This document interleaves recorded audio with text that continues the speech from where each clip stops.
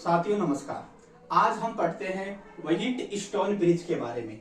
White stone bridge के द्वारा किस इकाई का मापन किया जाता है, आइए दोस्तों देखते हैं। व्हाइट स्टोन ब्रिज का आविष्कार किस वैज्ञानिक ने किया था? इसका आविष्कार किया था सैमुअल हेंडर क्रिस्टी। सैमुअल हेंडर क्रिस्टी ने इसका आविष्कार किया था। तो सैमुअल हेंडर क्रिस्टी नामक वैज्ञानिक था। उन्होंने क्या किया, चार रेजिस्टेंस लिए। चार रेजिस्टेंसों को उन्होंने क्या किया, एक ब्रिज आकृति में रखा। उनमें से दो का मान तो पहले से ज्ञात था, एक का मान परिवर्तनशील रखा और एक अज्ञात मान का मध्यम मान का अज्ञात प्रतिरोध ज्ञात करने के लिए उस विधि का उपयोग किया। किस पे? उस ब्रिज पे। तो आते हैं पढ़ते हैं व्हाइट स्टोन ब्रिज के बारे में। दोस्तों व्हाइट स्टोन ब्रिज का मुख्य उपयोग मध्यम मान, कौन सा मान? मध्यम मान का अज्ञात प्रतिरोध, कौन सा प्रतिरोध? अज्ञात प्रतिरोध ज्ञात करने में किया जाता है।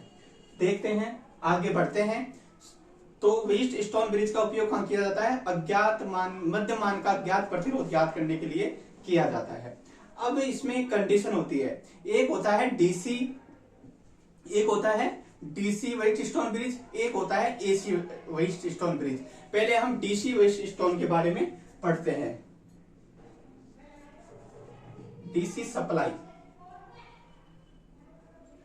सप्लाई पर आधारित व्हाइट स्टोन ब्रिज, कौन सा? White stone bridge. अब इसमें क्या होता है व्हाइट स्टोन ब्रिज? तो आइए देखते हैं। इसमें चार रेजिस्टेंसों को एक ब्रिज आकृति में जोड़ा जाता है। थोड़ा रेजिस्टेंस ऊपर नीचे हो सकता है। अब हम पढ़ रहे हैं डीसी प्रकार का। तो डीसी प्रकार के लिए क्या करते हैं, अपन डीसी सप्लाई का उपयोग करेंगे।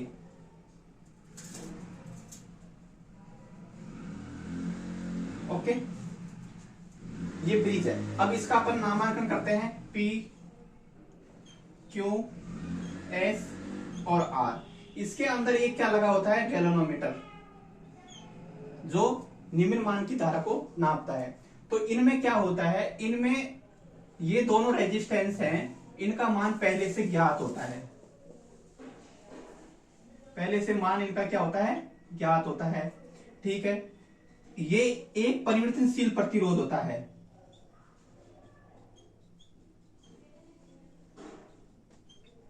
परिवर्तनशील प्रतिरोध होता है और ये अज्ञात मान का होता है। कौन सा मान का? अज्ञात। जो ज्ञात नहीं होता है उसको ज्ञात किया जाता है। अज्ञात मान का प्रतिरोध होता है आर। अब आगे बढ़ते हैं। इसमें गैल्वेनोमीटर क्या होता है? गैल्वेनोमीटर का क्या काम होता है? गैल्वेनोमीटर का काम होता है, इसका काम क्या होता है गैल्वेनोमीटर का? इसका मान ये होता है कि 1 एम्पियर का 10 लाख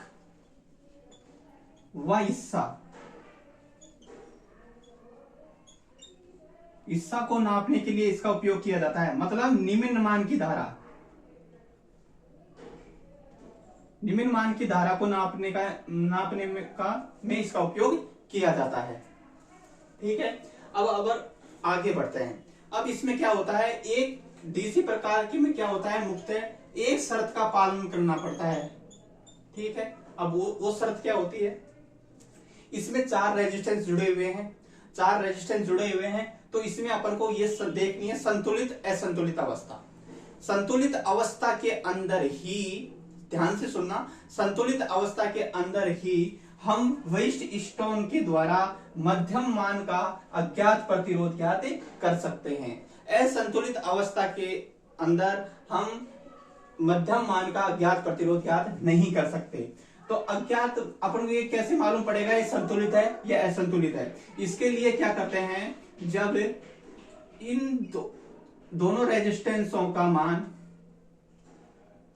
इन दोनों इस तरफ के और इस तरफ के रेजिस्टेंसों का मान इक्वल में आए, किसमें आए, मतलब इनका विभांतर क्या हो, विभांतर का मान 0 हो, तो इसके अंदर IG गैल्वेनोमीटर में धारा का मान 0 होगा। ठीक है दोस्तों, वोल्टेज डिफरेंस मतलब वोल्टेज ड्रॉप, विभांतर का मान 0 होगा तो इसके अंदर धारा का मान 0 होगा। यदि धारा का मान 0 होगा तो यह ब्रिज कौन सी अवस्था है, संतुलित अवस्था। कौन सी अवस्था है, संतुलित अवस्था है। संतुलित अवस्था के अंदर हम अज्ञात मध्यम मान का अज्ञात प्रतिरोध ज्ञात कर सकते हैं। तो आइए अपनी शर्त को देखते हैं। इसके अंदर क्या करते हैं, P R इक्वल QS, ठीक है, PR इक्वल QS, तो PS बराबर RQ,